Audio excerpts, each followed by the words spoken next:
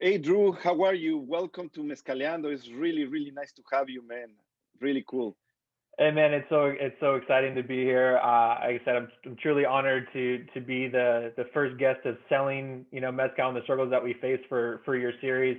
I've been trying to watch the other videos and really realizing how badly I need to learn Spanish. So I'm excited to come in here and hopefully we can reach a different audience with this conversation and just have a fun conversation. Ok, bueno, pues si lo quieres hacer en español, lo hacemos en español, no te preocupes. That's unfair, man. Just right out the gate. I just No, just kidding, Just you brother. gotta do the thing. You gotta go slow. You gotta go really slow. Yeah. Yeah, yes, I can do slow, but my English isn't perfect, so I have a big accent also. And I learned my English when I have 40, and also I come from a French background because I lived 20 years in France. So sometimes I mix words, and the people don't understand. Even me, sometimes I don't understand myself. So please, if I say something that you don't understand, stop me, and I will try to repeat it. I will try to explain with another words. But it's fantastic, man. Let me tell you before everything that I have a lot of admiration for you because meet you when you were the first time in my knowledge to Oaxaca, and you was starting there. You was very passionate, and you start to produce a lot of material. You start to be very knowledge about agave and mezcal, and you was very fair always in your point of view with other brands, with any brand, by the way. And after you start getting even programs when with the COVID start, and I can tell you with not a problem that you was one of my inspiration for start mezcaleando one day because I say, well, this is the way that we can communicate in COVID, and I start this like this, and now I already around 20 programs already, man, and I just love this thing, and I think I can have more information and meet more people. So thank you very much for this inspiration, man, for your passion. And let me tell you, in this program, I have um, two little things that I always do. The first one is we drink mezcal because, well, the name of the program is Mezcaleando, and we cannot talk about mezcal without mezcal. And it's for that I have 5 o'clock in Friday because, like this, you, me, and the friends that watch the program, we are in a good shape to drink a sip. So let's go drink some mezcal. What are you drinking? I feel like I'm kind of pandering a little bit, but first off, thank you for all the nice things you said. All the digital stuff that I've been doing over the past year. It was a lot of fun, and I got to meet a lot of cool people, kind of the same way. So I'm glad that you've picked up the torch and you're carrying it, and hopefully this is something that people will continue to do. And because educating this way is so easy. Like being able to just to go into your office or go into the living room and jump on a call with anybody from around the world is really great. So yeah, so keep that up. This is fun and great.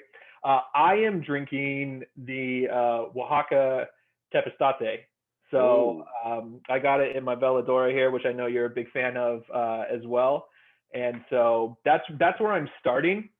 You see behind me, I have one of my liquor shelves in my house. So it's kind of depending on how the conversation goes. I might grab one of the other things and keep this glass full. So I'm really excited to be drinking this because this is one of my favorite expressions from Beto. I think he did a really great job, and you guys do such a great job with Oaxaca. that's true. That's true. This tepestate, they have uh, special notes, right? And you know where he get it there in the mountains is like it's not too much water. They Right. need 35 years, 30 to 35 years old to be ready. So this is a spectacular agave. It's a big responsibility to take one of those to make juice, And I think Beto's doing a really great job. So you don't have teenagers at home. What's that? You don't have teenagers at home. Oh no, no, not yet. I can My see because you have your bottles there. right, they're just out ready to grab. No, so I do have a daughter, but she's almost 3 years old, so she's not interested Not yet. yet. There probably will be a time where we're gonna have to be a little bit more selective. But my thought process is that I have some really good stuff kind of throughout the house. So if anything, I want my daughter drinking good stuff and not bad stuff. So Yeah, exactly, exactly. hopefully we'll be able to, when that time comes, when it becomes the temptation's too real, we'll be able to have that conversation with her. But yeah, right now, the only people I have to worry about is when my friends come over and they just start grabbing bottles. So, or when they used to come over. So yes, I know, yeah, I know. You know, I know by experience that the reps are the most interesting and more famous people around their friends when they go to party because they have all their booze in their car, right? right. Yep. So you are Yep. in a party. Hey, what you have in your car, man? Let's go visit your Yeah, car. it's and there's there's always something. It's funny. I was having a conversation just the other day, and somebody was asking me that. They're like, well, how many bottles do you have in your car right now? And I was like, it's actually not that many. It's only 12. And then you sit back and you're just kind of like, wait, I have 12 bottles of open alcohol in my car. Like it's a ridiculous statement to make. But yeah, Yeah, and it's I not get too a much. I see reps with 25, 30, 40 and bottles that's open. it. Yeah. I mean, sometimes it's way more than that. You get, I mean, I've seen cars, lowered Yes, because of how yes. many cases of alcohol that they have in Yeah. there. But yeah, we become pretty popular amongst our group of friends. And then, of course, if you work in the alcohol industry, you're always getting the question of, hey, can you get me Pappy Van Winkle or something like that? Even though that's not how it works at all. But Yeah, it's really, exactly. They yeah, believe it's that it's like that. Yeah. right, because it's like they don't know any better. But yeah, I'm fortunate because I work with a lot of really cool stuff, and I also work for a group of people that encourages us to drink like other good stuff too. So we're not like only drinking our things, and you get to experience a lot of different stuff, and you get to improve your palate. But what are you drinking? Since Well, so we yes, don't get yes. I was ready to pour it myself. So last week I opened this bottle, and the full week, man, I have this flavor in my mouth. And say I need to restart. I need to revisit. So this is a an innovation. I was in the topic of innovation these last days, but this is an innovation. So this is a repo on rye. So this mezcal stays 6 months in Ray barrels. When I say Ray barrels, was a barrel that was used to rest some whiskey, rye whiskey. Mhm. And this rye whiskey coming from a company in Pittsburgh, Wiggler, who made these fantastic whiskey. So we exchanged the barrels. So they made a whiskey with Oaxaca barrels, with Mhm. mezcal barrels, and I did these with their whiskey barrels, and it's incredible. I understand very well that mezcal is pretty new, and the people thinking that you should drink it straight, no reposado, and also we need to be different than the tequila, right? But Yeah. man, when you have the good barrel and when you have the good time and when you have also the choice, uh, I promise you the agave goes very, very well with the barrel, very, Yeah. very well. So you I just don't need good person and good juice to put inside of the barrel, right? I totally agree, and I think that's been part of the journey for myself, and I think everybody kind of does it when you get into mezcal. The first, or at least, and I'm definitely just speaking for myself, so it's very anecdotal, but I've seen this happen with other people too. Is that you get into it and you're like, okay, I only want to support the brands that are owned by the Mezcalero, and I don't want to drink any aged stuff because that's not traditional, and you have all these Yeah. beliefs and these things, and a lot of them are based in myth. Like that's not the case at all. And I think as I've matured and grown in this industry, it's one of those things now where I look at stuff, and if you're doing a reposado, if you're doing an añejo, if you're doing an extra añejo, like whatever, these guys and these women that are producing all this stuff, it's like they're the artist, they're the Hmm. entrepreneur. Let them go and make the art that they think that they need to make and what they think is good. And we can all have our preferences. You don't necessarily have to be like, okay, well now I have to drink all the reposado mezcals, but it's like, hey, don't be that person who says that's not Yeah, traditional, because and this is wrong it, because it well, is wrong. it is It's wrong totally because wrong. about the barrel is when the Spanish, well, mezcal is born with the Spaniards came in Mexico, and they came Hmm. with the barrels, and the Right. only way that we have, because was no plastic, was not other possibilities, was not the steel, right? To Hmm. uh, to put your stuff, you need to put it somewhere. So you put Hmm. in leather when they was little, but also you needed to, when you have leaders and leaders, you need to put it in barrels. So Right. this is the first way that made mezcal, than for rest mezcal. Well, even not for rest, only for put the mezcal was a barrel.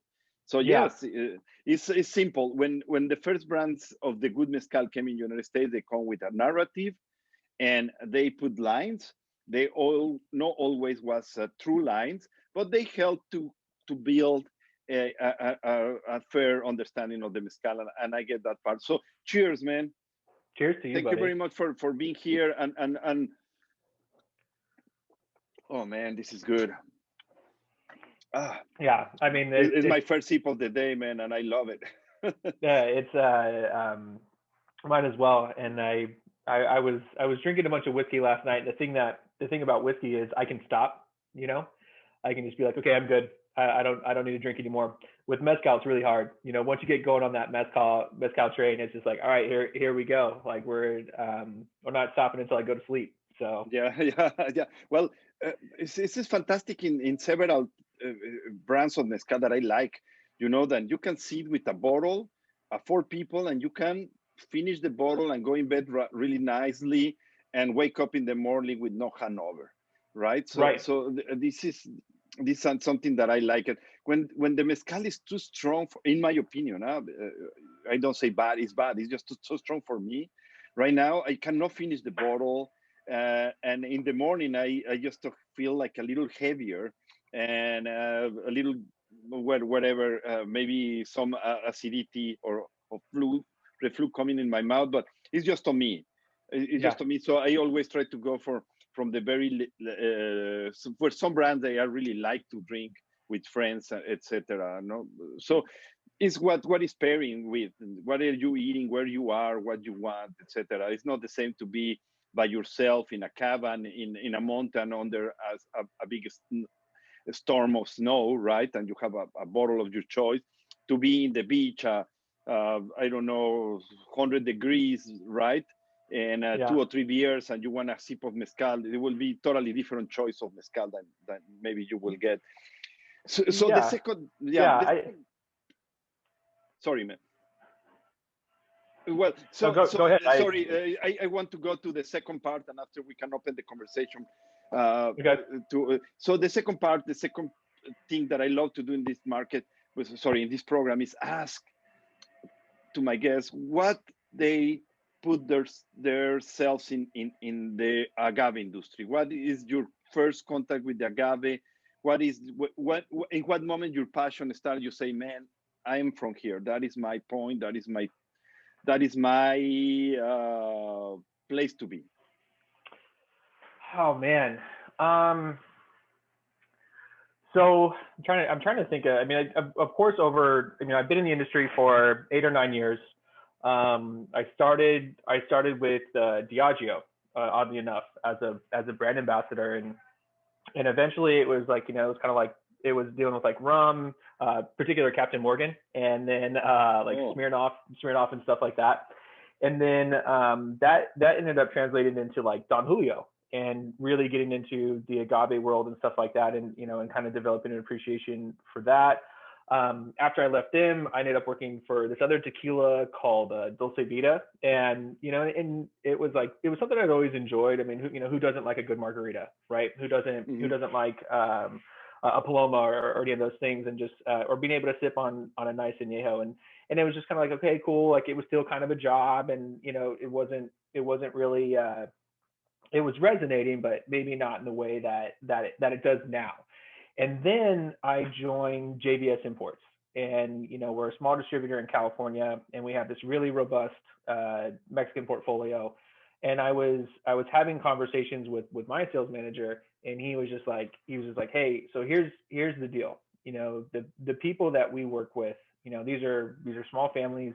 These are you're going to have like direct access to them. You're going to talk to them, get feedback from them. And he's telling me all these different stories. And at the time, and it sounded ludicrous to me, because and I want you to read this book.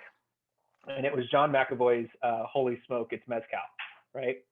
And he goes, if you read this book, you're going to know more than 90% of people in Sacramento about mezcal. And I was like, that's ridiculous. Because at the time, I knew what mezcal was. I kind of had the basic understanding. I'd had a bunch of the Del Maguey's and like the Marca Negras and stuff like that, but I really hadn't gotten like really into it. And so I thought that was kind of crazy. And then I read that book, and I was like, oh my gosh, I have to go there. I have to go to Oaxaca. I have to see this place. And I'm hearing all these stories. And then, I would talk with your business, one of your business partners, Raza, and he would tell me different things, and like, he would kind of convey the passion that he had, and I was like, I have to see what these guys are really into.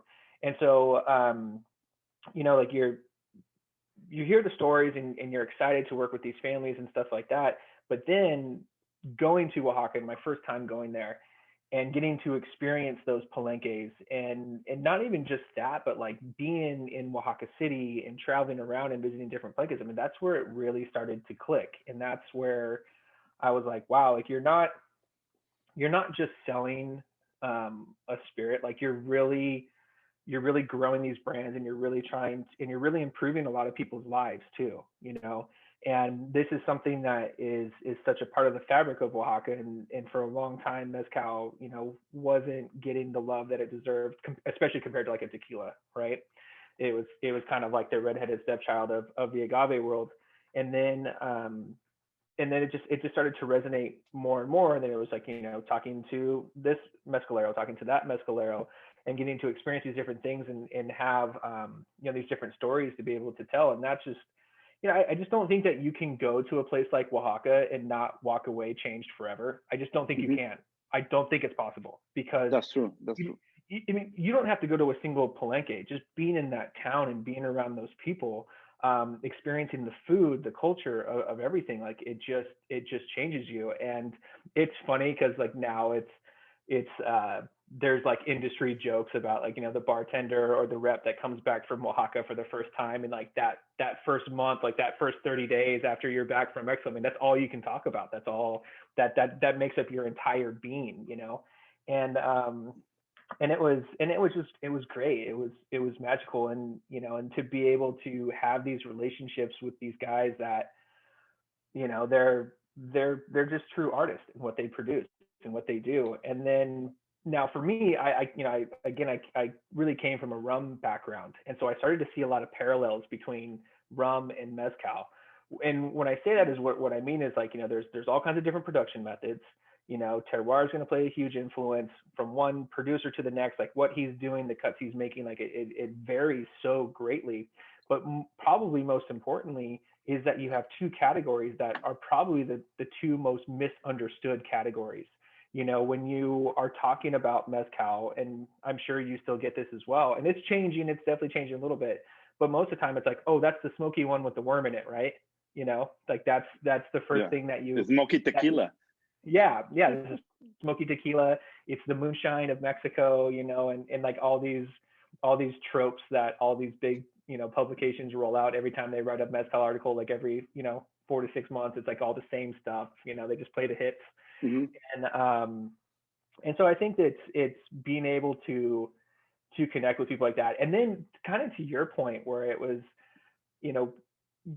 depending on where you're at and the experiences that you're having, like that mezcal becomes such a part of the drinking experience. And you're just kind of like, it's not just the fact that it tastes good, and it does, like, these mezcals taste great, but it's like, okay, but I was hanging out with a group of friends, or I was in this palenque and we were sitting on plastic chairs, and this like hilarious picnic table cover and stuff, but we were eating chupalinas with guacamole and chips, and then we were drinking really good mezcal, and we were drinking out of plastic cups. It was great. It was one of the best experiences, and I've done that multiple times. And so I think it's kind of hilarious when people put a big emphasis on like what they're drinking out of, like, oh, you need to have this type of glass to really appreciate mezcal or agave in general. Like, no, you don't. If it holds liquid, it works. Like that's all. That's what you need. And I think that it's one of those drinks because it's so tied to the history,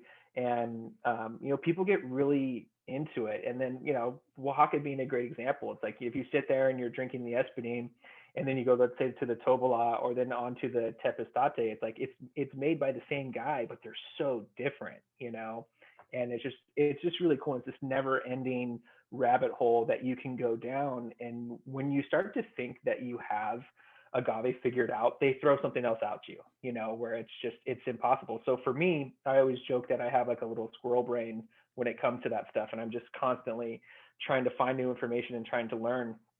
And mezcal's perfect for that. Like there's so much to learn. And even now, like, seasoned industry professionals, like, we're always learning, because it's a huge discovery mode right now that's taking place in mezcal, where it's, for so many years, it's like, well, why do you do that? It's like, well, because that's how grandpa did it.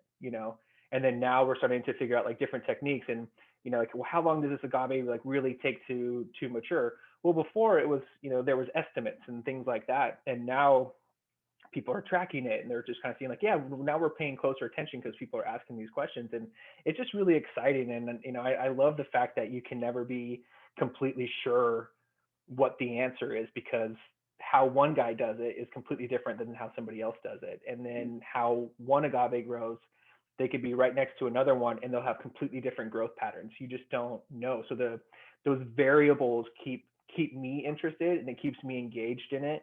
And it's one of those spirits, I can't get enough of it. Like, it's so interesting, it's so exciting.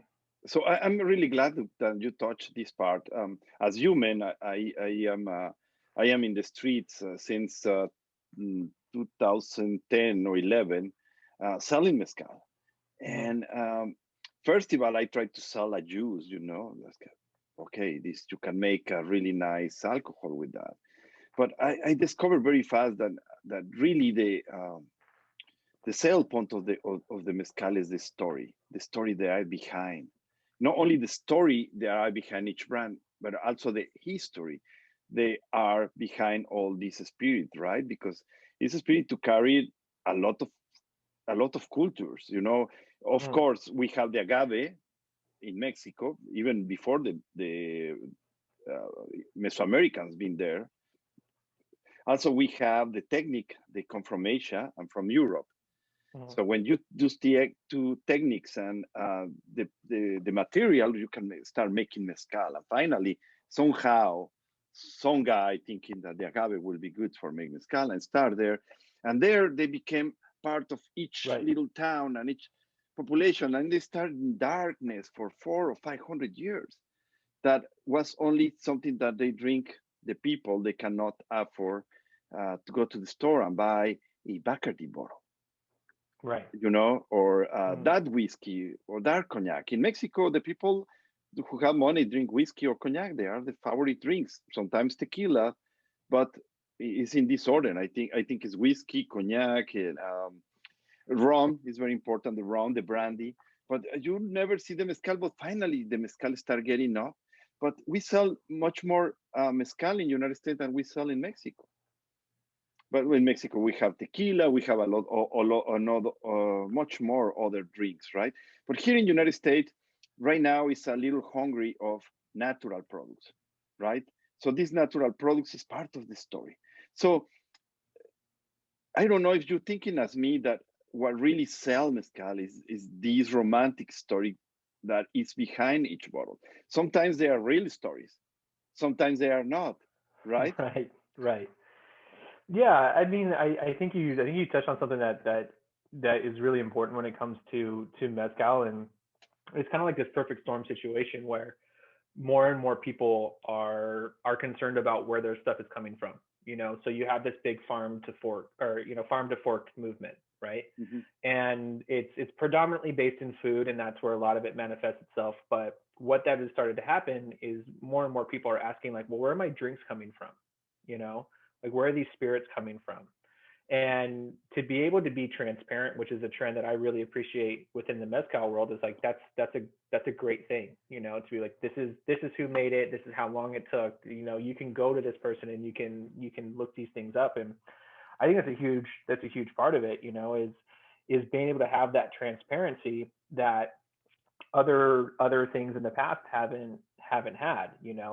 And that is really, really important. And again, it's a perfect storm, because like, you have all these people who are looking for this this organic approach to stuff, or like, a lot of visibility to transparency. And you're seeing it happen in wine too. Like, natural wines are very popular right now, and they're Hmm. continuing to grow. And mezcal fits into that category, so it's kind of like surging at the right time.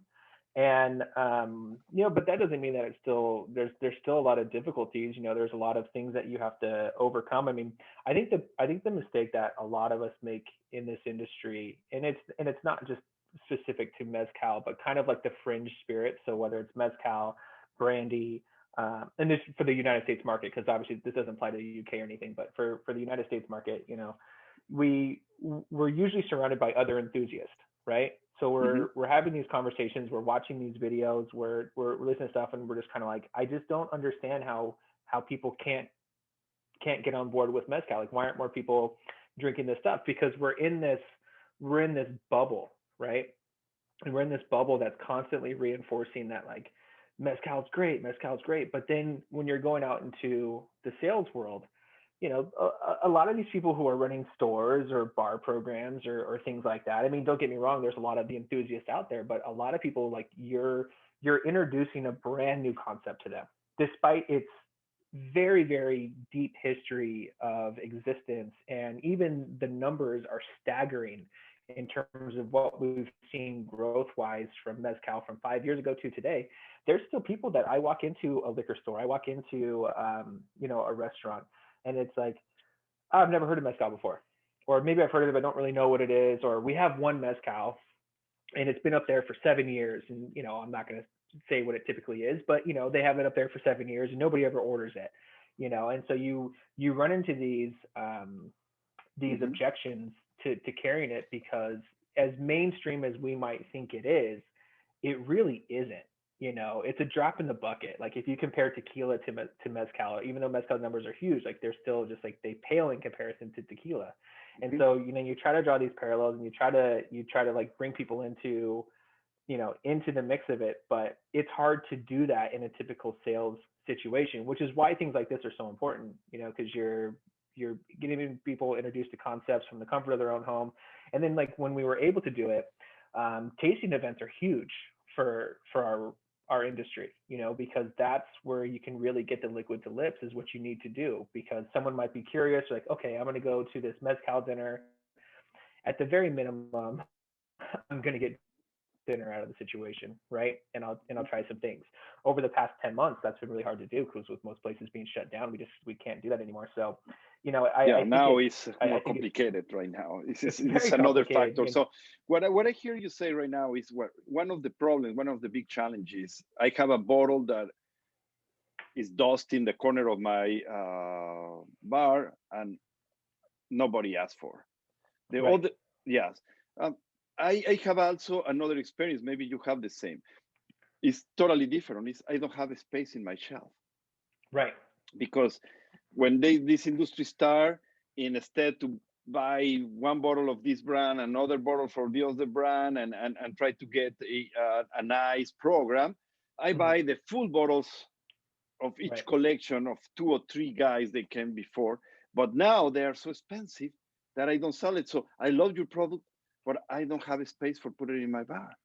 Yeah, and that's something that you run across with any product that you have. Obviously we sell a lot of mezcal, but I have whiskeys, I have rums, I have all the things, and that's a pretty common objection as well.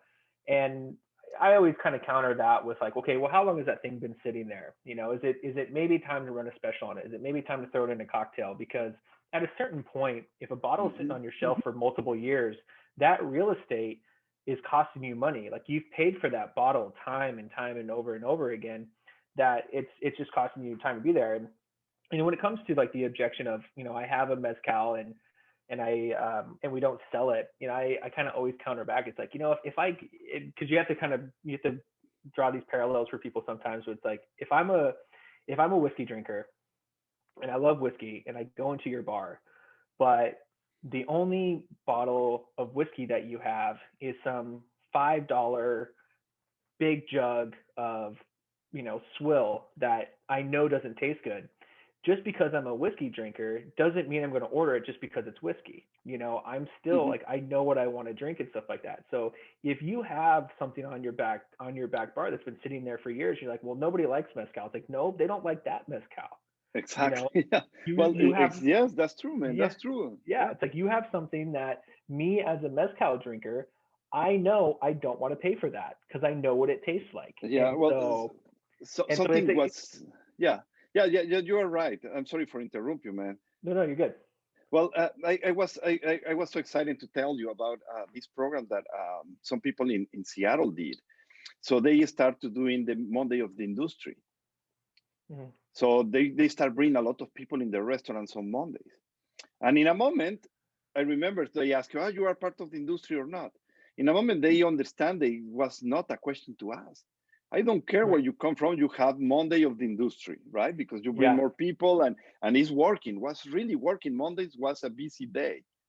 Was that at Barrio in Seattle? Barrio, but not only Barrio, all the places in Yeah. Seattle. But Yeah. Barrio did something better.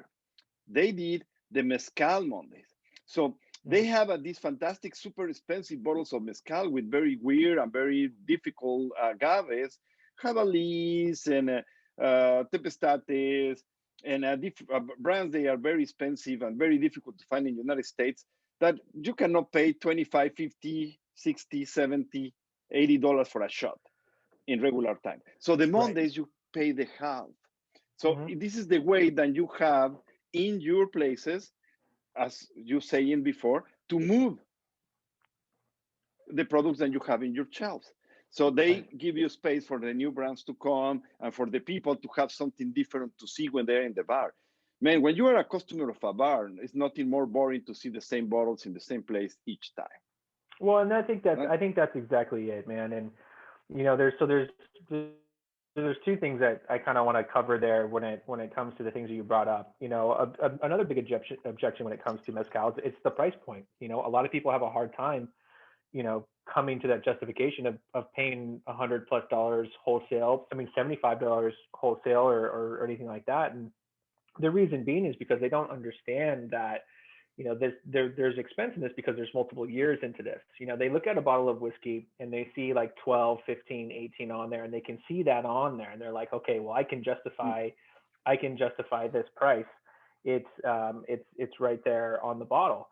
But with mezcal, or with a lot of different mezcals and different agave spirits, is it's reverse. Like all the time and all the age is through its maturation and its growth. So that tepestate that I'm drinking, if it's 25, 30 years, that's all happening before. And then from fermentation, or cooking, fermentation, crushing, distillation, that's a much shorter amount of time, but it's still a 30-year process, and you're trying to convey that to somebody that's and it's a clear spirit. So there's always the Mm-hmm. association of, oh, the darker it is, the better it is. And so that's one of the things that you're going to run into. And so I do love programs like Barrios. The last time I was in Seattle, we made the pilgrimage to go there. It was not a Monday, so we paid full price, but it was worth it because they had such an incredible collection. But yeah, they do a really great job, and I think those are one of the things you have to do. You have to disarm people when it comes to this mezcal stuff, because if you walk into a lot of mezcal bars now, there's going to be hundreds and hundreds of bottles up there from all different types of palenques, different states, all the different things. And like, how do you remove the mystique in order to bring people in? Doing flights, doing discounts, having led tastings and educations, like those are the ways to do it. And it's really, really kind of fun. To your other point, talking about looking at the back bar and seeing something that doesn't really get you excited. I mean, I run into that all the time, and I run into that, and I mostly apply that to like my scotch and stuff like that. But you have to think, if you're running a bar, and again, we're kind of in weird times and stuff like that, but or if you're an independent liquor store, let's say, if you only have the hits, like you have like the mainstays and stuff like that. If I'm going out to a bar, I'm putting myself out there. I'm trying to have a unique experience. I need to have unique offerings that I'm not going to have at home. You know, I can have that Glenlivet 15 at my house because it's a very affordable bottle. When I go out, I want to have a much bigger expression, and I think that's kind of how you have to. That's how you have to explain it to people, and that's how Mm-hmm. you have to explain it to customers. Is that what, you're out, you've done the hardest thing. You left the house. You're here to have a good time. Like, let's give you a really good experience. And I think it's going to become more important than ever moving forward, because unfortunately we're going to have a lot less restaurants when everything opens back up, whenever the hell that happens, just because a lot of places are not going to make it. But then people are going to be really selective about where they are spending their time and their money. So as a restaurant, as a liquor store, you want to make sure that you have very unique offerings that set yourself apart from other people. And as big companies get involved into the liquor industry, like Amazon buying into the industry, like they're going to have the kind of like mainstays and the things that are very popular cornered, and they're gonna be super cheap. They're gonna be able to deliver them to your house. So it's like, if you're gonna set yourself apart, looking into things like mezcal, where you can get a lot of unique offerings and there's not a lot of it, is a great way to set your bar, restaurant, liquor store apart from all the rest. And that's one of the things that I try to convey to people when I'm selling it to them, because again, they're looking at it like, this is $100 bottle of this tepatate. Why does it cost this much? And you can explain what a brutal, backbreaking process it is to make mezcal, and how long these people have to wait before they can even harvest it. But for them, sometimes it resonates, sometimes it doesn't. Again, we've both spent time in Oaxaca. We can tell somebody till we're blue in the face how beautiful it is, but we still can't even properly explain it.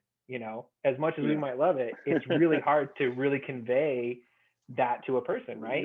That's true. You'll never do it justice. Yeah, it's sometimes take time to convince them to go in Oaxaca, but as soon as they come, they say thank you very much, right? Because they don't know exactly what they will find, and it's totally different that what you can see in Cancun, for example, right? It's nothing to do with. But another point of all these sales on promise. So I always tell them, let the whiskey buy the mezcal. So I noticed that a lot of mezcalerias close the doors because they offer only mezcal. And we need to understand that it's not a very successful recipe, offer only whiskey or only rum or only something in your place. You always need, you want to get more people, you need to give space for each people. And some people just thought the agave is not for them. You know very well this thing they say, you don't choose mezcal, mezcal choose you, right? So it's not for everybody. So I always tell them, okay, have whiskey, have rum, have brandy. Don't be stuck in, I only sell mezcal. Okay, I like your passion. It's really cool that you have a mezcaleria. You can call it mezcaleria if you want. I have a beautiful bar focused in agave, but you need to have a bottle of whiskey because this whiskey will pay for your rent. They will pay for you can still operating. They will pay the time that the people will start coming in this place, only get mezcal because already learned. But we need to understand also, we the people that we love mezcal and we only drink mezcal, that other people, they not drink mezcal and they are ready to come in your place and try maybe a cocktail or maybe try your food, but they are not ready to drink mezcal, and it's fantastic, man. Let me tell you, we don't have agaves for everybody, by the way. Right. Yeah, you're right. I mean, again, it comes back to like us operating in this little circle, in this bubble, right? Where we just think that everyone's going to gravitate towards the stuff that we love, and mezcal is an acquired taste. Like there's exceptions, of course, but typically, you're starting off and you kind of rev up into it where you're drinking espadines early on, and then maybe you get more into like the bigger, bolder agave types and things like that. And yeah, I think also from just simply from somebody who appreciates spirit standpoint, not even from a sales standpoint, like if you truly want to appreciate spirits, and if you truly want to appreciate the spirit that you like the most, is you should drink as much as possible of different things, because expanding your palate and trying different stuff is going to, and that means for food as well. Like you should always be pushing your palate to try different things, because that's going to improve your vocabulary when it comes to your palate, and you'll be able to you'll start drinking these other things that are strange and different and weird, and then you'll go back to mezcal and maybe one that you've had numerous times and stuff that you really like, and you'll be able to pick out new things because your palate is continuing to mature and your palate is continuing to get better and better. And I think that's really important. I mean, don't get me wrong, like I love my customers who only drink mezcal and fly through it and order more of it. But I'm like, I do have the mindset. I'm like, hey, try some other stuff because it's going to make you like mezcal more. Like once you really get into mezcal, you can't leave it. You can never leave it behind. It's just, you're going to come back to it because it's so different, and it's in certain situations call for it. And I try to encourage people as much as possible. Yeah, diversify your palate, diversify your back bar. Have if you want to put an emphasis on the mezcal, by all means do it. But yeah, kind of have some of those other things so you get them in the door and they stay. and they trust you and they want to like, okay, Hmm. cool. They recommended this to me and it was really good, or it sold really well. Now I'm going to trust them more and more. And so, and I also think that's just really important from a sales standpoint. And at a time where you need to have a rising tide mentality, because because we're all trying to grow this business. And if you're sitting there and you're being disparaging of different types of spirits, or you're being disparaging of different types of mezcal, that doesn't serve anybody, because you're No, just, you're right. you look petty, and you're not helping the industry at all. And I think one of the things that has led to a lot of credibility for me within the industry is that I drink everybody's stuff. I don't love everybody's stuff, but I drink everybody's stuff and I talk about everybody's stuff. And so when an account reaches out to me and they ask me about somebody else's tequila, somebody else's mezcal or bacanora, raicilla, whatever it may be, I will always give my opinion. And if I don't like something, I'm never just going to sit there and shred it or anything like that. It's just, oh, it's not for me. It's, not my style, but I think this could work for maybe this type of customer or that type of Hmm. customer. And I think I think that it's something when you're selling niche products and you're selling something niche like mezcal, because it's a very like nerdy kind of geeky thing to be into. And, as this whole series is going to probably bear out, it's like, it's as much as we love it and as much as we want to sell like tons and tons of it, like, mezcal's a hard sell. So being genuine and being authentic and being like, hey, this is a business, and these guys that are making it, they're in a business, they're trying to make more money. Okay, they're not doing this stuff for free. The importers who are bringing it in, yes, of course, they're trying to share their culture, they're trying to like really feature these cool things. They're also trying to make money. Like, this is a business, and it goes down and down and down until you get to the final, to the consumer. And I think that's one thing that a lot of people kind of fight against, because they don't want to lose the romanticism of mezcal. And it somewhat bums me out, because I think of people get on their high horse and they're, critical of what brands are doing, or things like that. And they just forget. Why do we not collectively want people to be more successful? And the measure of success in this business is selling more and more product. And so, I want my biggest competitors to do well. If I walk into an account and I see my competitor stuff on the wall, I'm excited, because I'm like, if they're willing to bring this stuff on, they're at least willing to have a conversation with me, Of right? course, of course. More, I can tell you, man. It's the key of the success is not have one brand by themselves in a shelf. No, the key of the success is have 20, 30 brands in the Right. shelf, because it's this. You can see it in tequila and it's working very well. You can see it Yeah. in whiskey, in rum, in vodka, and that means finally the big public are drinking your thing. Because when Right. you're a little mezcal start like a little niche, right? Right. Only geeks and big nerds of the industry drink it mezcal. Now you have the 50 years old father and mother of family to go to the liquor store and say, hey, I was just to watch a movie, I just to read a book, I just to hear my neighbor, and I want to try mezcal, what I can get, right? Or they just to go in the shelves and say, okay, I like this one, and poof, pick the bottle and they go away. So we need to be sure that he will like it, because I don't know how faster they will finish a bottle, right? But they will come back to the liquor store and maybe they will pick another one.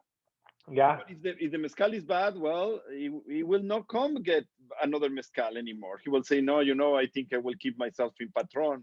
So going there, who are your customers? Who are the people who drink mezcal in your market? Oh man, it's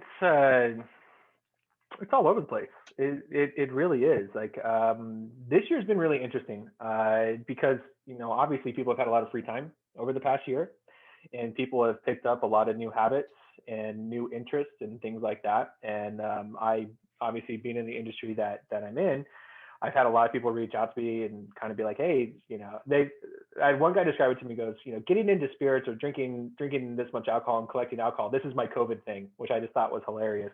Like, this was his habit that he picked up, was like this collection of booze and things. And I think people are looking for unique experiences. So, before you were, or I was selling to like high end bottle shops, That was a really popular one. Craft cocktail bars, and then you kind of just develop personal relationships with like people who are nerdy like us. But over the past year, I think it's changed dramatically. I think you're getting a lot more of your quote unquote average Joes coming into the spirit. They've heard about it, they've seen it online, and they're kind of like, well, it sounds interesting, and I'm trying all these different things this year, and I'm trying to find some way to change up the monotony of my life, where I can't go to restaurants, I can't go do this. So I'm going to explore the world through spirits. And so I think over the past, over the past year, it's changed dramatically. Like, whereas before, selling mezcal was very much so about finding those niche groups and the craft cocktail bars and then obviously the mezcal focus bars, agave focus bars, and that's kind of where you went. But now everybody's a lot more open to it because they want to try new things. So I'm seeing a lot more people who had never had mezcal before, like, turn into, absolute fans of it. So it's a pretty diverse group, and it's changed a lot. But yeah, I would say it's kind of a wide array of people. There's people are just looking. What is your glass, man? Right here. So let me serve you. No, I have to do it in this way, right? Okay. I know. I'm about to actually grab another bottle. This is the big problem with then we are not in tete-a-tete, man. I would love to be there in Sacramento with you having this conversation. Will be fantastic to share a bottle with you, man. Well, and I think that with that, I've developed like all these virtual relationships over the past year, and kind of like I've really improved my brand and stuff like that, and I've got to do really cool things. But you meet so many cool people in this industry, and before it was a little isolated. I mean, of course, you can go do market visits, and you can go like when you're in the industry, you kind of just vibe with people, and especially when you start to get like geeky about it. And so there's so many people that I cannot wait till I can actually drink in person with them, because it's just like we've developed all these relationships over the past year. And I'm with you, cool, man. I can't wait to do that. It's going to be fun. I'm going to switch it up now. I'm going to go to. Yes. What are you drinking? Show us, man. We want to see. So I'm going to go. I'm headed to Durango here, and I got this. Origen Raiz, yes. And so it is. I know very well this one. Delicious. So this is their Deer Pachuga, and actually it kind of just shows you how this community has come together. But Tohona Bar in San Diego, they started hosting weekly mezcal tastings. And so, I think they did one with one of our brands. And so we kind of, the whole company got the invite to it. And so I really enjoyed the process. So I was like, oh, I'm going to start coming to these every week. So, I'd pay $40, $45, whatever it was. They would ship you the samples, and I got to try all these different mezcals that I had not got to try before. Because again, you can't go into the bar and try these things anymore. So it's like, okay, well, how do I get to try all this different stuff and continue my education and continue that? Mm-hmm. And so I became like good buddies. Again, Steven, another guy that I can't wait to actually drink in person with. And we were doing the tasting with these guys, and they did the first initial Pachuga for one of the brand owners, Bildo, and it was to celebrate the birth of his daughter. And our daughters were born within like a few months of each other. So the story really resonated with me, and I was like, man, I would love to have a bottle of that. And of course, it's only available in Mexico, and I'm not going to Mexico anytime soon. And so I was like, I was bummed out. I was like, oh, okay, that's fine. I totally understand. And then, but then Steven hit me up, and he's like, hey, do you really want a bottle of that mezcal? And I was like, absolutely, please, like, whatever we got to do to get it. A couple of weeks later, this thing showed up on my doorstep. He was able to get a bottle for me, and that's another great thing about this community, right? It's like, it's just people want to share this stuff. They want to. They want to break the glass, man. It's just yeah. I really don't know how many changes we will have when we will be able to come back to the kind of normal, right? We will not really destroy this virus except if the full of the population get a vaccine and we can eradicate it. and doesn't happen with the B-roll, or with other sickness. Man, Right. it will not happen with the coronavirus, because so you always have the anti-vaxxers. They will be there around, and they will not help. But I hope we will be the possibility to be with friends and drink together, and have a kind of normality. I think I will feel safe as soon as I have a vaccine in my arm. I don't care if I have to wear mask. I never be worry about Yeah. that.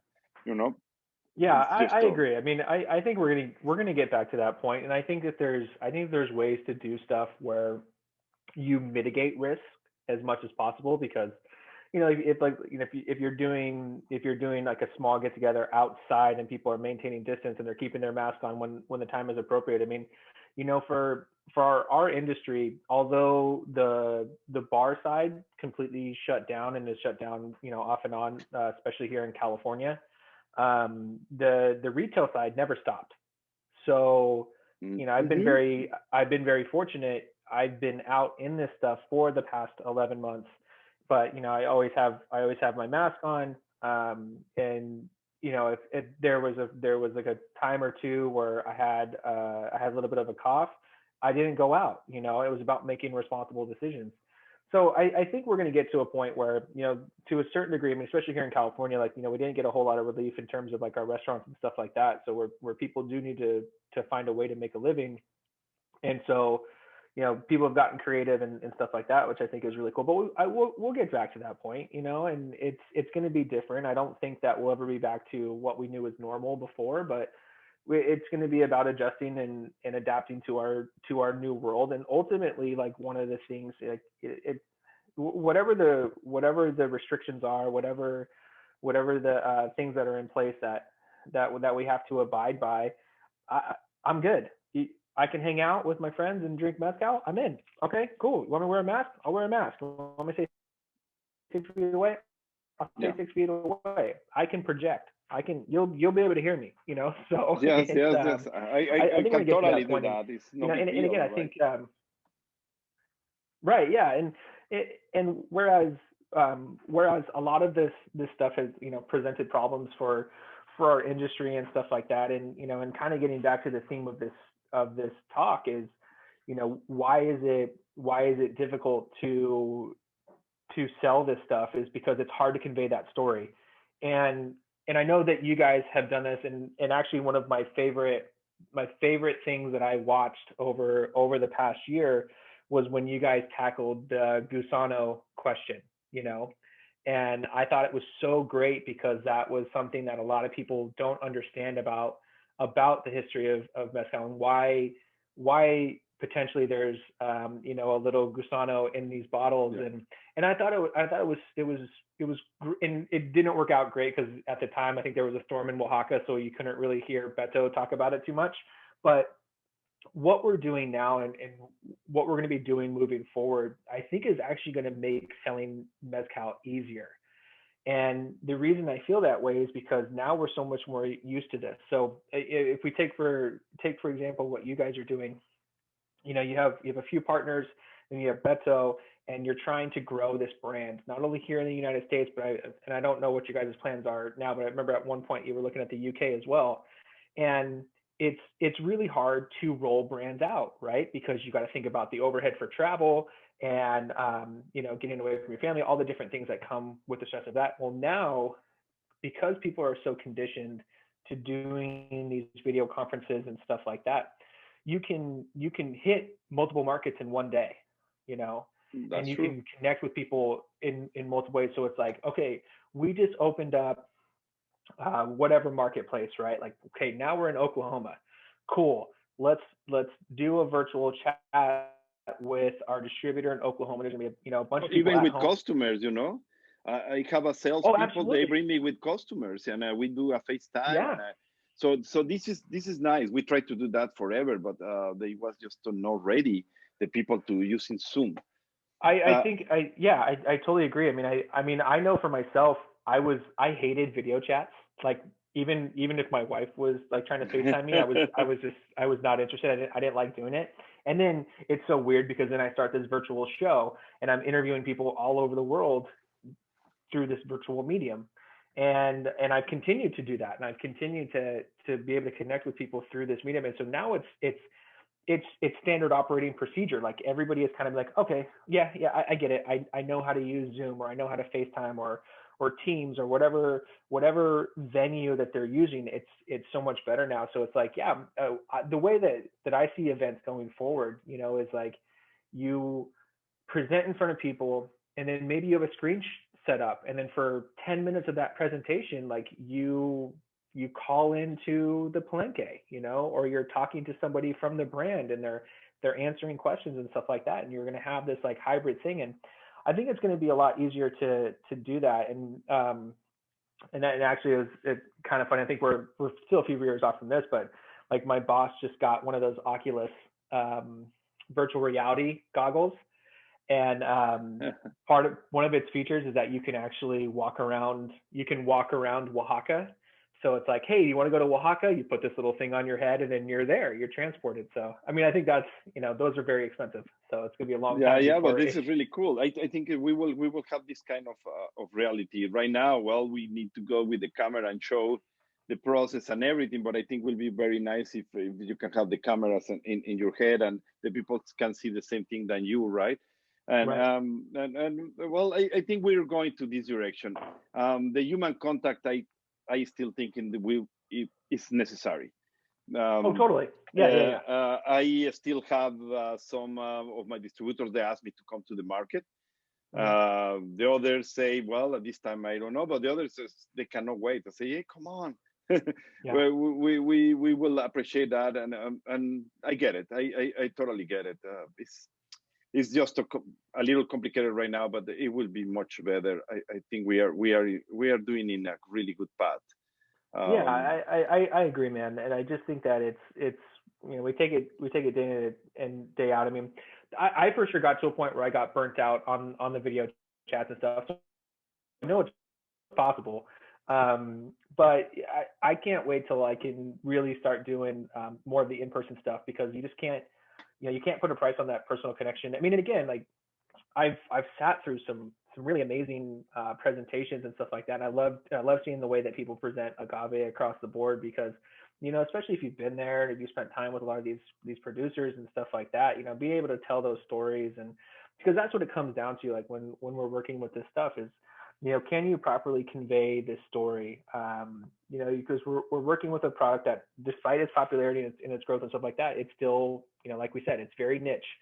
So being able to tell those stories and being able to, connect with people, it is a lot easier in person than it is virtually. I think virtually we're getting better at it because we're just so used to it now. But there's still something that it's so much easier to do it in person, and to convey the right amount of emotion and everything like that, where you can kind of like, hey, and now we're drinking this, now we're drinking that, and this is what makes this cool, this is what makes that cool. And there will always be new challenges, but I think that we're just gonna have to play it by ear and see what happens. Yep. I think it will be our future for a little more time. And just to let me revisit, you was talking about the worm, but it's not only the worm; it's also the barrel. We talk a little bit about the barrel. We talk about you say something about the worm, and also they are the ABV. And before that, it was the cocktail. When I'm starting this in this crazy race to sell mezcal in the United States, was a group of people, very influential people. They say, no, you don't make cocktails with mezcal. Are you crazy? Right? And after they say, no, the worm is bad. I say, no, it was not the worm, it was the caramel. The other people put in their in their mezcal, they really kill you. And no, the barrel is not traditional. I say, no, of course it's traditional. And the ABV, well, the ABV have a story. What you thinking? The mezcal got to 45, right? It's the pearls. Right. And so you start to be in front of these meats. They became to be a meat. Yeah. Right. So these meats are the people sometimes they are ready to fight with you, you know, and say no, you are outside of these of my meats, right? Yeah. So what's a problem for me to sell mezcal? They take me a lot of time to get out of that. How is for you going going against all these myths, right? To say, you know, I have a 42 ABV or 49 ABV that is really good, or they have a warm, or it's fantastic with cocktails. Or I don't want to talk about one brand in particular, but they can happen with a lot of brands. With we have these kind of problems, right? Yeah. Or I hear the master distiller is just a first generation, it's not a fifth generation master distiller. They, well, the product is fantastic, you know. Yeah. This is really a challenge for selling mezcal. All these little details like the ABV or the barrel of the worm or etc. I think it depends. I mean, when you're encountering these types of objections, like they're coming from different types of people, right? So if you're talking about like the worm and the smokiness and stuff, it's a little bit of the of kind of like the novice, right? Like they don't know they don't know much about mezcal, but they've heard that, so that's kind of all they know about it. Hmm. If you run into somebody who is complaining about the ABV, that's typically someone who's pretty well versed in mezcal, right? And they have a lot more experience. In my experience, Hmm. they Hmm. have a lot more experience with mezcal, and so their criticisms of like, oh, you're watering it down, you're doing this, you're doing that, and then kind of what we were talking about earlier, it's like, oh, it's not owned by the Mezcalero, like, how do I don't really want to support these things, and it's a process, and you have to work these things through. And so some of the things that I say to people when it comes to that, because I was one of those people, like, full disclosure, like I had a lot of those hangups and I was trying to understand them, and the only way that you're going to understand it is by educating yourself, or having someone help you with that education. Yeah. And so in terms of like the ABV, one of the things that I talk to people about is like, hey, this is what that Mescalero wanted to release this mezcal at. Like, yes, maybe it's a little bit more designed for cocktails, but how great is it that you have this product that you're able to have at this price point in order to make cocktails? So you can use that product as a bridge into maybe drinking it neat, or taking them from a $35 mezcal and graduating them up to a $90 mezcal, and you do that through a cocktail. And again, like, this is a business, and I think a lot of people forget about that, and that there's cost involved in making these things happen. And if we can find ways to kind of be like like a gateway mezcal, or something like that. And then when it comes to the gusano or the worm, is just trying to educate them. I mean, yes, of course, there's a lot of negative connotations with it, but if we listen to the story of why Beto does it, it's kind of like, oh, that totally makes sense. Or throwing it in a barrel, it's like, oh yeah, that totally makes sense on why they would do that. And ultimately, I think what you need to tell people as you're getting them into mezcal is you want to convey to them as much as possible. Like, you need to be pragmatic about this category. This is a category that has grown rapidly over the past 5 years. And again, we're guests, in this. We're just coming to the house. Like, this stuff has been around for hundreds of years, but we just showed up to the party. And so with that being the case, we can't act like, and when I say we, I'm talking as American drinkers and stuff. We can't dictate what we think traditions should be. And like, one of the things that I've said in the past is, when people are critical of barrel aging, or using roller mills, or any type of updated version of production, is a lot of people will say that they're fighting for the tradition of mezcal, or they're trying to preserve mezcal. And the reality is like, what you're preserving is is poverty. If there's a better way to do something that still produces this really great product, we should embrace that. We should embrace that on behalf of these producers. And if someone feels that like, hey, instead of taking an axe or one of these big hammers to an agave to crush it, and I can use a roller mill and maybe save my back from being completely jacked up the rest of my life. We need to be okay with that as consumers, because ultimately it's better for their health. And then more than likely it's going to lead to a situation where they can now produce more mezcal, thus making them more money and then improving their lives that way.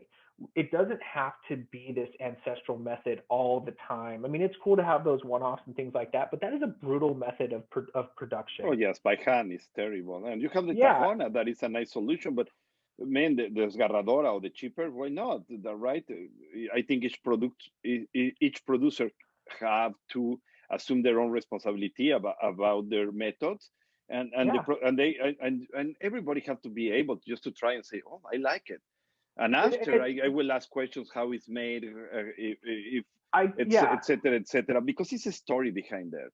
yeah, and I, I think that's right. You absolutely have to, like, it needs to start with, do you like it or do you not like it? And then from yeah, there you start to distill it and you start to figure out the story behind it and stuff like that. Because if you're going in with this mindset that, oh, there's no possible way that I can like a 40% ABV agave product, it's like, well, then you're crazy. Like, you're not drinking enough of it. There's plenty of stuff that comes out of Jalisco as a raicilla that's amazing at 40% ABV, you know. And again, being dogmatic about it and not being open to new opinions and acting underneath the guise of preserving tradition, or like I personally call it white knight syndrome, where these people say like, oh, we're helping the Mexicans by white being like this. savers. I call them Yeah, white it's like, savers. yeah, Yeah. it's like no, you're not. You sound like a jerk. You're telling people how they should consume something. You're telling people how they should produce it, and it's just kind of like, if you don't like it, move on. If you do like it, drink it, celebrate Yeah, it, that's and true. just but be open to it. That is a very very nice thought, man. And finally, is another great point that I cannot leave without touch it, is supplies. We know that I started this business 10 years ago, man, and something that I learned is when somebody in Oaxaca tell you is ready in 2 days, you need to wait maybe 10 days, right? So what about the supplies? Because we know very well that a great problem in the mezcal industry, and more right now than with the pandemic, is that the people love the product that you bring, and oh my God, it's over.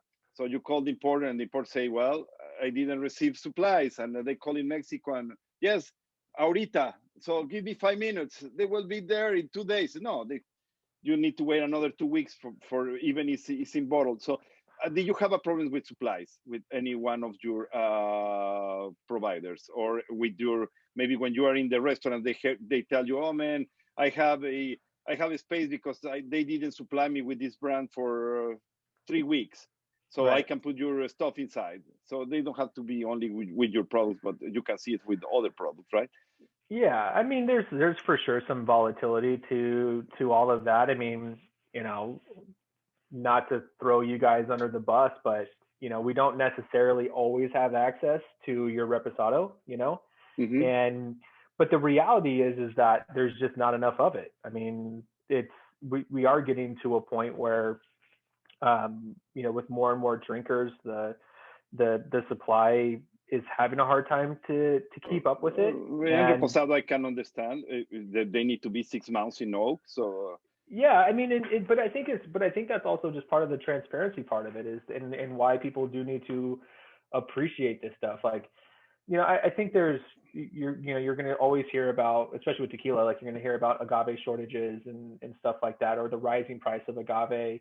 But not I yet think in that, mezcal, man. Not yet in mezcal. And you been in Oaxaca this last time, and you see all these fields full of espadín. So I really yeah, hope the price of the agave will come down.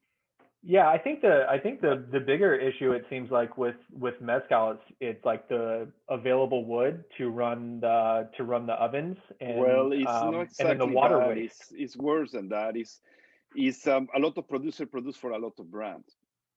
Mm, So if the producer miss something, they will be for a lot of brands. And also we have duens, we have a shortage of bottles right now, and we have a so in mezcal industry, different of tequila, you have a lot of new owners of brands.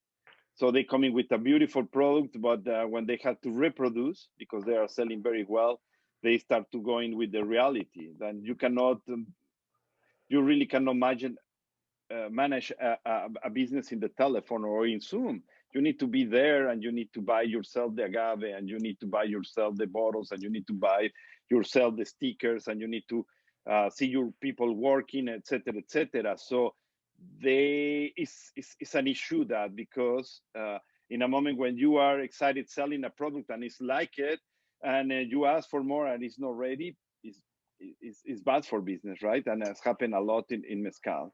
Yeah, I mean, it does. In I mean, obviously as a salesperson, it's really frustrating when you have a sale and you can't make it. Yeah, God, Um, yes, but at the same time, I mean, hopefully you have the flexibility and you have the knowledge. I mean, if you're going to sell mezcal, you have to know about it. Like you have to. There's no excuse. It's such a complicated spirit. You need to do your research, and and unfortunately, it's not always the case, and more often than not, it's just not the case that you have a lot of reps out there who just don't know what the hell they're talking about, and it's an embarrassment to all of us. But that also is what makes me better, is because I do put the time in.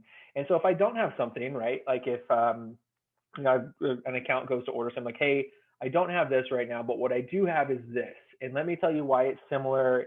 And I mean, ultimately, a lot of it comes down to the price point, right? mm-hmm. So it's having that knowledge of your portfolio, and then just knowing that when that product does come back, I need to hit this person up. I need to follow up with them and get it to there. Again, the people who are really supporting mezcal are familiar with the methods. They're familiar with like the low numbers and things like that. I mean, a brand that we work with is Real Minero. Real Minero produces less than 5,000 liters a year. Jack Daniels does that in like 2 minutes. Mm-hmm. So yeah, you're Tito's talking, in 2 seconds. Yes. Yeah, you're talking about this stuff that's so minuscule, and people understand that, and you got to set the proper expectations. And I mean, again, is it frustrating to deal with like the lack of inventory and stuff like that? Absolutely, it is. But I think that for me, a bigger concern than lack of inventory is maybe like the influx of new brands. And when you're seeing products that, because I mean, I have a pretty good sense of like what something should cost, right? I've been in this industry long enough. I've been around a lot of this product long enough. I have a good idea of like, okay, you made it here.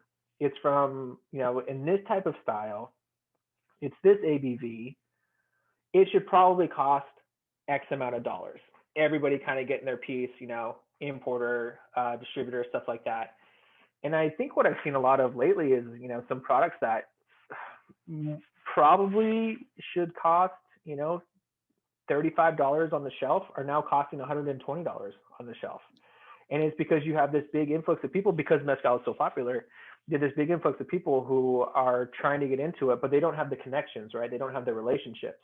So then they have to find someone to go find a Palenque and Mezcaleando to work with in order to get that. But what that ends up doing is it adds another tier to the cost, right?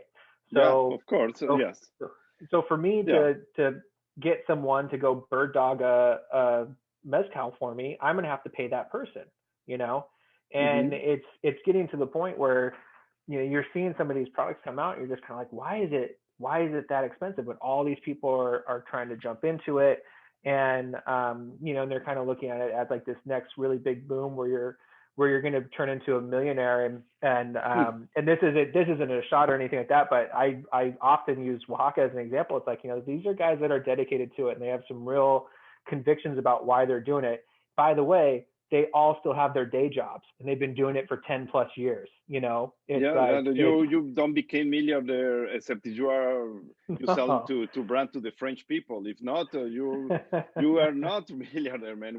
We all still working in something else, because it's you cannot make money from the mezcal, but it's a passion, and it's something that you build day by day, and you're still growing. As you said, man, I have 30 more people. They live from that in Oaxaca. That you need to be sure they they still have job tomorrow, so you need to work on more hard and more hard each day, Right. and expecting to still give them work tomorrow, right? Yeah. So yes, it's very interesting business, and the only thing that you wish, in my case, is a fair uh, part of the market, right? I don't want the people tell me no, I don't want to buy your alcohol because it's not something that is normal in the mezcal, right? You Yeah. say, what?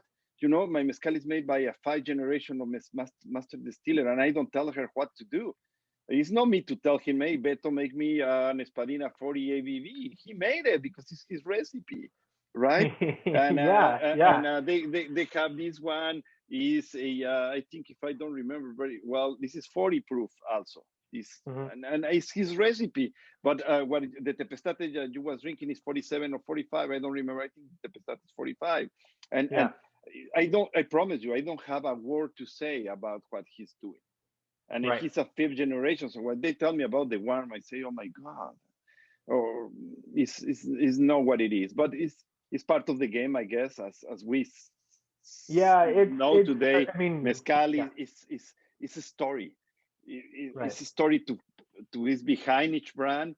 And I like when I see passionate people in front of a bar. They start telling you the stories and what they believe, and when they are ready to hear my side of the story, I love that, because I can teach something.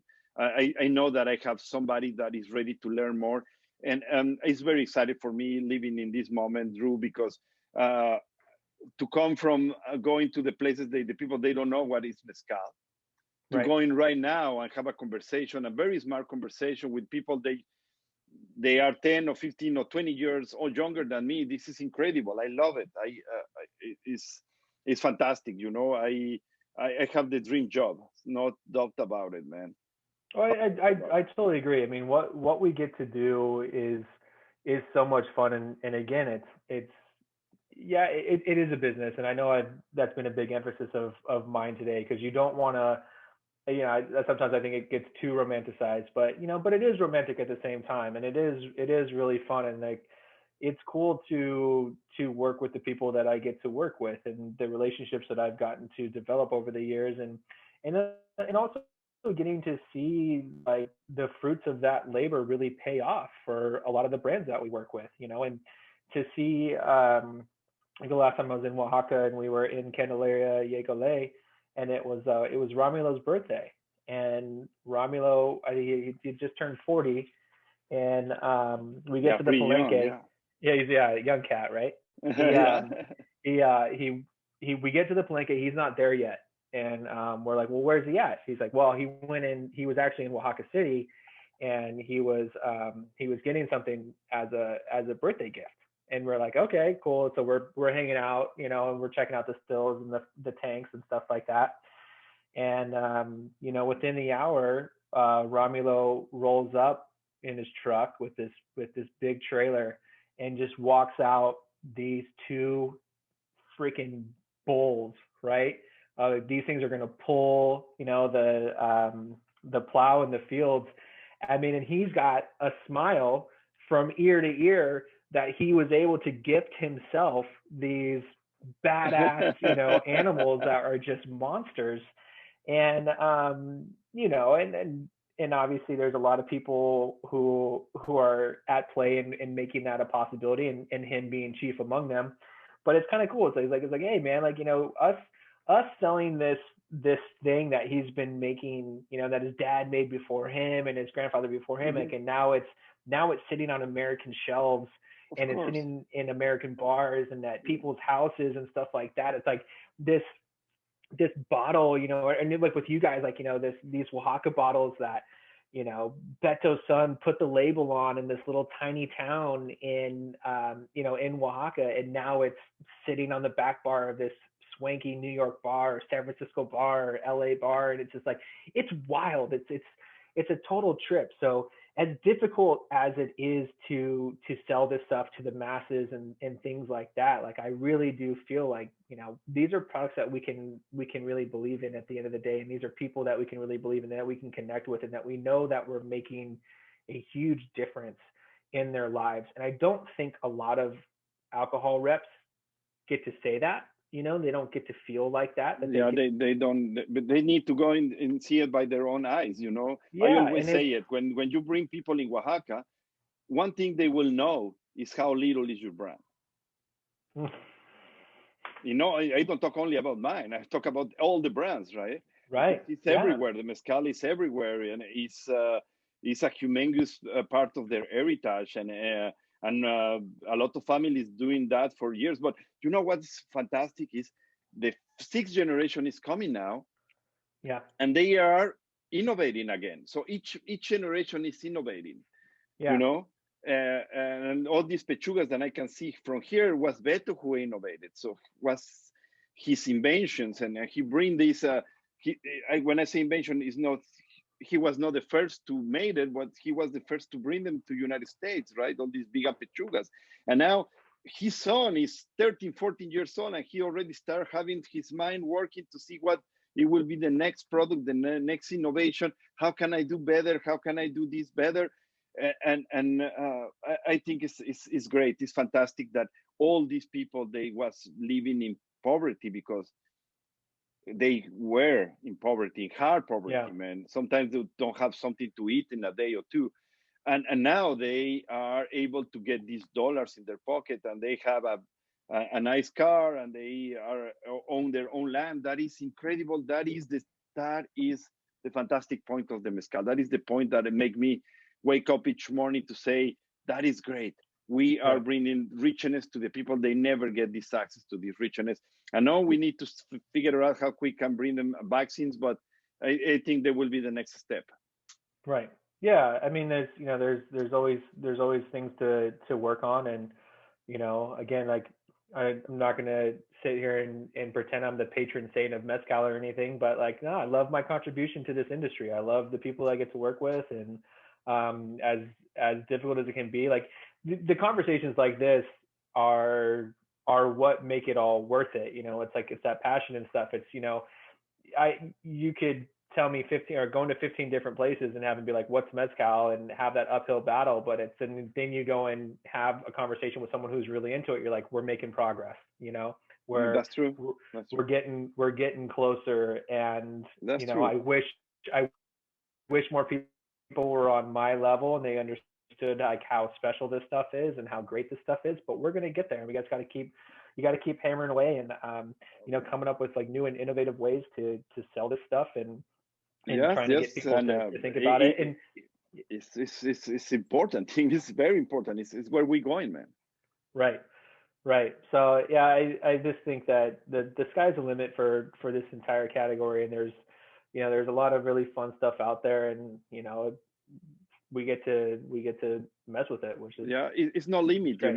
My goal right now, and I tell last week, is I want to be able to sell much more expensive than mezcal in order that we don't have to produce too much, because producing too much is a lot of pollution. You stop to be sustainable, the quality go down, but you will not sacrifice this production because the people who make this mezcal will get less money in their pocket. So we need to be able to sell much more expensive than mezcal, and the only way that we will arrive to do that is give them much more prestige and give them, the people, the insurance, and what is in the sticker is what they are really drinking, right? So this is one of the things they put me very, and there will be a conversation for another time, but it's something that put me very, very motivated to talk the difference between an agave distill and a mezcal. Both they can have the best quality, they can be made by the same people, but one, they have a denomination of origin, and we need to get this denomination of origin and a stairway to heaven. They have to be the way that we can bring this alcohol to the level of cognac, or the level of bourbon, or a level of a champagne. A level that the people say, okay, it's a mezcal, that means it's a high quality of agave distill. And this they will be my next goal, and I hope I will have enough health and time to see that happen then.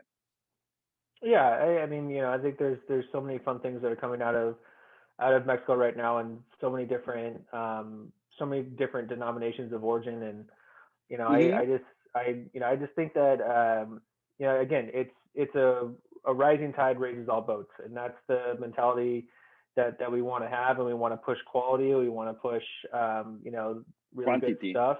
Yeah, and it's just we're gonna get there, and it's there. Like I said, once we overcome one challenge, there will be something else, and then there will be something else, and there'll be something else, and Always, always. You are right. and it's something I've dealt with my entire career. I'll continue to deal with, but at the end of the day, like, if you're fortunate enough to work in the mezcal industry, it's like, yeah, you're at the ground floor of some really, really big stuff, you know.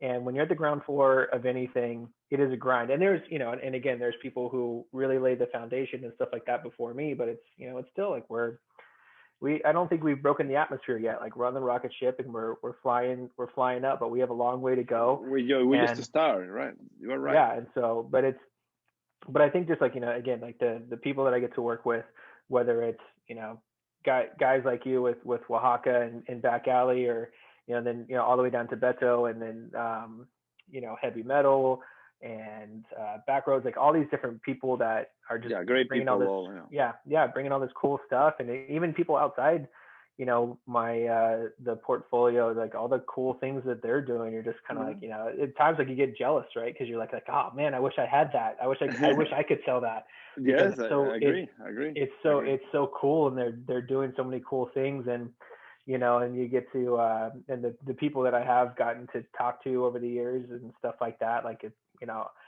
first and foremost, I'm always going to be a fan, so, and then secondary, it's like, oh, and by the way, I also sell it. So Yeah, yeah, yeah, yeah. I hear you, man. I hear you. Hey, Drew, thank you very, very much for giving me your time and your passions today. I think this conversation was fantastic. It's very informative. I think a lot of new sellers and people there in Mexico producing their mezcal, when they will see this conversation and hear this conversation, because also they will be in a podcast very soon. So these people will know a little more about their choices, their options, to being a successful brand in the U.S. market. And I will also appreciate you publicly for be the heart of our industry, man. Because without people passionate and big knowledge as you, our industry will not go anywhere. So thank you very much for being the program. Thank you very much for your fantastic and hard work in our industry. And I wish you the best of the looks in this end of the pandemic, and the growing and restarting the alcohol industry in Sacramento and the rest of California, man. And I hope I can share and I can cross my veladoras with you in Oaxaca very soon. I look forward to it, man. I really appreciate all the kind words. At the end of the day, I'm the fortunate one that I get to work with so many amazing people and get to work with so many amazing brands, and I look forward to doing it in the future. And obviously, if anybody ever has any questions or wants to talk to me further, wants to drink with me, let me know. I'm always down. So Okay, okay, fantastic. So I think if we are vaccinated, we can saw ourselves in. I can see you in Oaxaca for our next reforestation in August. But I need to prepare it. I need to see that all the people they come in the reforestation is vaccinated. yep, I need to ask them to come with masks, because I don't pretty sure that the people in the mountains will be vaccinated. But let's go see if we can do it. I hope at this time it's not sure. We don't have enough information to go in there, but it will yeah. be very nice to see you, man, in this project, and have some good mezcal with you there, man.